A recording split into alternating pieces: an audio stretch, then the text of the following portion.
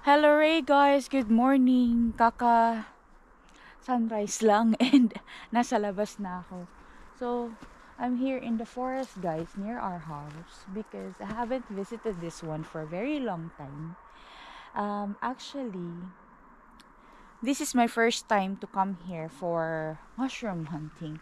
And we are gonna try kung meron bang mushroom sa forest na to kasi sobrang masukal yung forest guys. And malinis naman siyang tingnan pero oh my god, hindi pa tayo tatapos sa intro natin guys, pero tingnan nyo, oh my god, so early.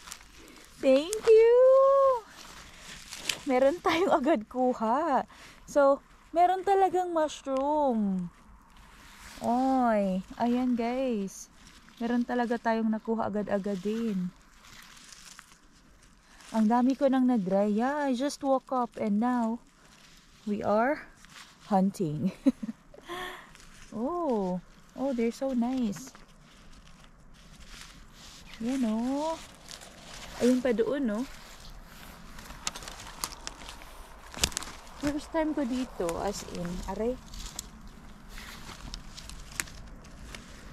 And I hope na kahit kaisang basket or half a basket lang naman ako, that would be good enough. And then uwi na rin ako ng bahay after, kasi papasok pa si Anika sa school. So si Nico naman ang usually nagpre-prepare ng breakfast niya, and the rest of the things ako na mag-prepare. So ito na guys, first pinaka first sa umaga. Ang ganda. Dito na side guys, oh meron din. Iba ang smell sa forest na to, parang ewan, parang sweet na ewan, I don't know, matamis, hindi ko alam guys.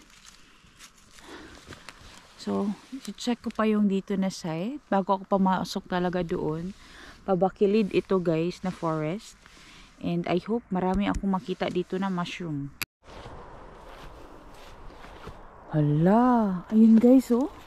Merong chanterelles dito. Hala, uy, bakilid man. Bakilid talaga ito guys. Pababa siya. Pero di bali ng pababa. Basta merong mushroom. Yan oh, sobrang ganda ng pagkakatubo. Uy, ayun pa doon sa taas. Pero unahin natin tong dito na side guys. Yan oh. Yan. Ito pa. Tabunan siya ng soft na sanga. Yan oh. Malapit lang to sa highway. Mga 800 meters. Pero liblib na siya guys. Liblib na siya. Na side ng area na to, pero may road access naman siya.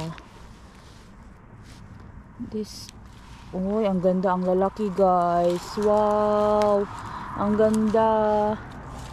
Aga-aga mo day, nasa gubat ka na. Yes, kasi mayroon akong afternoon shift later, so while everybody is still sleeping, dito na ako sa gubat guys, para meron na tayong agi. And then later I'm gonna be resting kasi mag-work pa tayo. Work. So dito muna tayo mag-e-enjoy muna ako sa mushroom hunting ko. Ayan, so beautiful. Uy, bakilid man. Uy, maligid gani ka dariday. Uy, may malaki. Ala, may malaki. Ayan. Ayan oh. Ayan. Sobrang ganda. Ayan. Yay. Wala ko gwapa man ani eh. Ayan pa. Kakapoy. ang ano, tarik guys. Paano siya? Hill kasi. Ay, mushroom. Hindi pala. Ay, nako. Ayan, andito na tayo guys. Oh, meron siyang road dito kasi dinadaanan ito ng forest machine. Pero walang machine today. Wala. Okay. Kangak. Ay, so andito na tayo sa loob ng gubat talaga. And ito na. Mag-explore na tayo. Tingnan nyo, sobrang bakilig. Sobrang bakilig guys. Hindi pwedeng iakyat yung sasakyan ko dito. Kasi sobrang taas nito. Aray. Nasa taas na ako ng hill. Yung forest na nasa gilid ng hill. Oh. Aray. Yeah.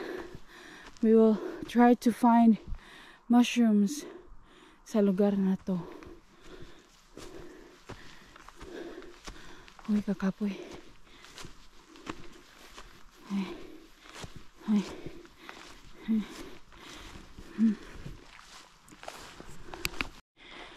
I think I found something. Yeah. Oh my god, it's not a something.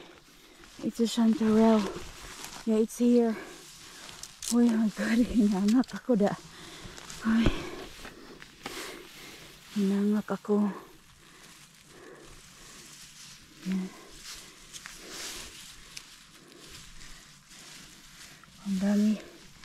Ang daming chanterelles. Yan o. Uy.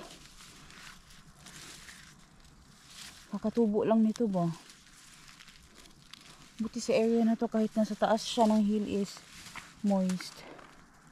Siguro kasi dahil sa ulan, kasi umulan ng 2 araw. 2 araw na sunod-sunod guys. And hindi ako nakapag mushroom picking talaga kasi basa pa sa ulan. Lakas ng ulan, grabe ang ulan din. Yan oh. Kita niyo ba? Aray. Ayan guys. Yan. Yan oh. Ayan. Oh, kagwapa. Ang ganda. Ang ganda. Yan. Yes. And another one. And then there's more.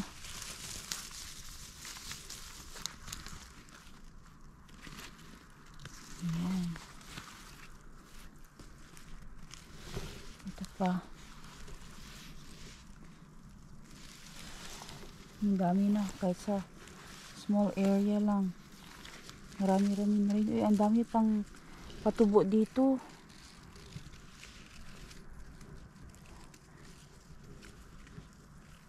Okay.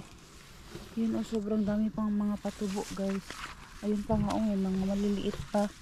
Siguro babalikan ko to dito na area kapag ano, couple of weeks, mga 2 or 3 weeks. Ay hala, ayun pa pala doon. Hindi ko nakita. Yan oh. Yan. Buti hindi ko to naapakan at hindi siya na-damage. Ayun pa pala guys. Ano sa naman ni uy. Yan pa oh. Hindi mo lang kasi talaga siya makita agad-agad ba kasi mag-blend siya sa nature din. So, yun na yun sa area na to. Check natin sa unahan, baka meron pa. So, tanggalin ko muna yung mga tumoy nito guys para malagay ko na siya sa basket. Look what I found. Hercotati. Ooh, first time guys. First time ko dito nakakita ng hercotati. Hala, isa lang din. Wala nang iba. Yan, kakatubo niya lang.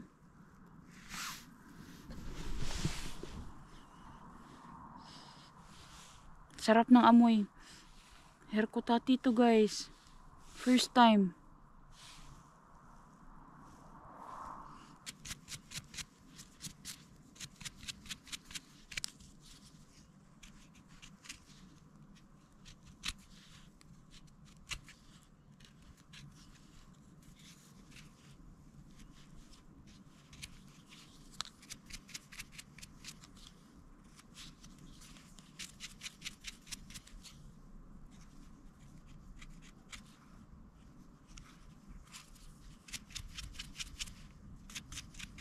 Grabe, ang ganda guys. First time ko nakakita ng maliit na ganito dito sa lugar na to. Hala, merong penny ban. Hala, ayan o. Hala, matigas pa guys. Ay, humok na ang lawas guys. Ay, hala, kinainan ng slug. Ay, hala. Tingnan natin kung wala bang uod. Ay, kagahi. Agay, humok na guys. Wala na, may uod na to. Ayan, kinain na siya. Ayan, oh. Pero itry natin baka pwede pa yung ibang side. Ay, pwede pa to guys. Pwede pa to. Ito. Pwede pa. Ay, kinainan ng uod guys. Ayoko na. Basta kinainan ng uod. Basta mga penny ban talaga. Kinakainan talaga yan ng uod. Mabilis yan sila sa uod guys. Kasi malambot. But yeah. Continue tayo sa walking natin. Dito sa loob ng gubat. And maghanap tayo ng forest edibles. Ito naman dito, pababa naman ito dito. So, ni spaghetti pababa, spaghetti pataas, Manila. Forest dere. Ito tayo doon sa side na yun.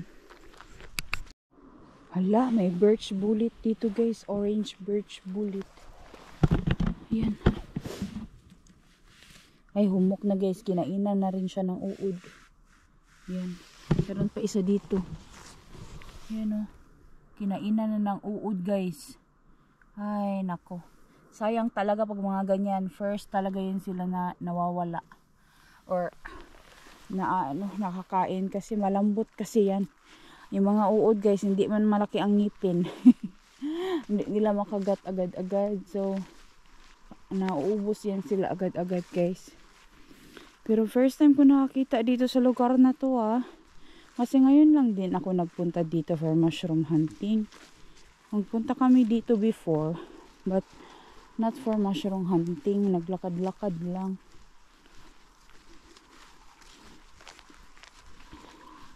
Grabe ka ba kilid dito oh. Kilid lang kaayo. Wala man diri dapita guys. Sige be a little bit more. Lakad papunta doon. Hala! Hala guys! Hala! Hala, tura! Tura na yung mushroom. Ay, dili man edible guys. Mao na akong ginaingon. Ma-excite ka tapos hindi pala. Hala ka, oy. Hindi kasi yun, hindi ko gusto. Edible siya actually, but hindi siya masarap kainin kasi hindi masarap ang lasa. Tsaka maraming ulod.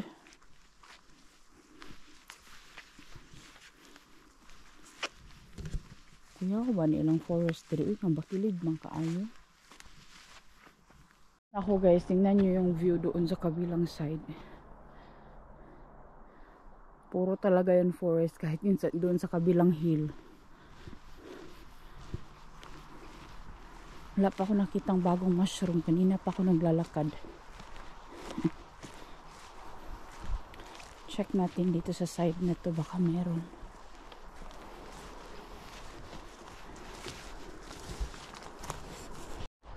Labas na tayo sa gubat na to guys. Kasi wala nang ibang mushroom. Yun lang.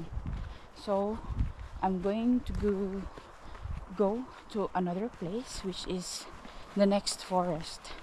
And check natin baka doon meron ng mga mushrooms na tumutubo.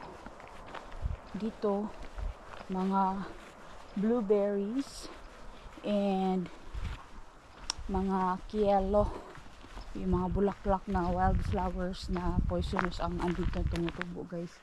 Wala akong makitang mushroom na. Doon lang banda sa baba yung mga mushroom sa gubat na to. See you sa next place. Another place na naman to guys ng mushroom. Dito marami din ditong chanterelles. Palagi to dito guys. Yan, sana makarami ako dito eh. Kasi dun sa unahan, alam niyo ba, may nagpipik din doon. So, pipik ko muna to guys. Para mabilis ako. Kasi kung mag-video ako tapos mag-pick ako. Andito marami yung andoon sa ilalim. So, pick upin ko muna to guys para mabilis, para unahan kami ng mushroom hunter. Thailander yung mushroom hunter na andun sa unahan guys, pero malayo pa yung sasakyan niya dito. Andoon sa kabilang side yung Thai guys, oh. Nagpipik din yan sila dito guys, kasi sa area na to marami talaga ang mushrooms. Pero magbaanay na lang ni Ani kinsay makauna. Kasi dito mga tao hindi naman yan sila lalapit kung saan ka nagpipik, kasi sayo na yung area na yun. Pero next year paunahan na lang. Ganyan lang guys, paunahan lang tayo. Pero marami na ako na pulot dito yan, oh. Marami na rin yung kuha natin this morning. So pulot pa ako dito guys, kasi marami dito, kaso lang ganito kalalaki, tsaka mga ganito ka na sizes, hindi ganun kalalaki, pero marami. Pero kailangan ko lang siyang pulutin dito guys. So sobrang dami, pero medyo baby pa sila, pero pwede na itong ipik, kasi ito yung maganda na ilagay sa mga risotto. Sobrang dami yan, diba? Yellow gid sila guys. Nakauwi na ako ng bahay guys, and nakarami naman ako. Almost puno naman yung aking basket. Half a basket of chanterelles ang napiko today, galing doon sa forest, and this is all for free. Some of this is lilinisin ko guys para i-dry, and some of this is ibebenta namin, isasama namin doon sa mga ibang mushrooms na napiko kahapon tsaka nung isang araw, kasi andito pa sa loob ng bahay namin yung mga mushroom. So iniipon namin siya para mabenta siya doon sa Market Square. So sobrang happy guys, kasi at least 'di ba nakapag-pick ako ng kahit konting mushrooms. Konti ba to? Parang marami pa rin to guys, and this is all for free, galing sa gubat. Ito na yung mga mushrooms guys na ibebenta today doon sa Market Square. Ang half nito, or more than half nito, is nanggaling doon sa napiko na mushrooms today. And yung ibang mushrooms is andoon sa terrace namin. Meron din kami mga blueberries guys na ready na rin ito para doon sa market. So nalinis na rin ito, and this is good to go. Sobrang gaganda ng blueberries. Say cheese! Yay! So yan na guys, yung lahat ng mushrooms namin. So pampupunta na to doon sa Market Square para ibenta. So si Nico ang magbebenta today ng ating mga mushrooms bago siya mag-start ng kanyang trabaho. Yan na. But there's another box over there. Sobrang daming mushrooms guys. Chanterelles lang ito lahat guys. Wala tayong Mustatorvis yeni or yung black chanterelles. Next time maghahanap na naman ako, and I'm gonna check my secret places kung meron na ba.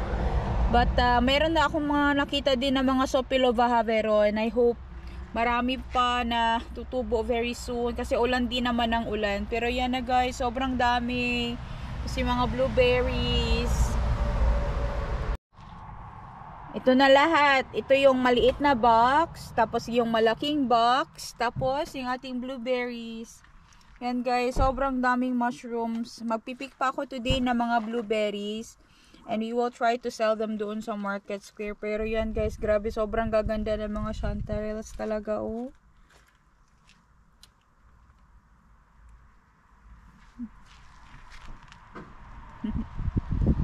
Grabe, daghana oy. Imagine niyo ilang kilometers ang nilakad-lakad ko sa forest para mag-pick. And it was so much fun kasi magandang exercise din siya. Yan, sobrang ganda ng mga chanterelles. Uy, ang lalaki talaga ng chanterelles namin dito, guys. And sobrang tataba nila. Yan, oh. Nalinis ko na to, guys. Okay na yan siya kahit ganyan yung pagkakalinis niya. Yung iba talaga na tawag to, salin-salin niya guys, hindi na talaga yan matanggal, but that is definitely okay. Puhudas na ito or malinis na ito. Ayan, oh, sobrang ganda. Anyways guys, salamat po sa inyong lahat sa patuloy na panonood ng aming video. Please don't forget to like, share, and subscribe to our channel. We will see you again next time. Hey, hey!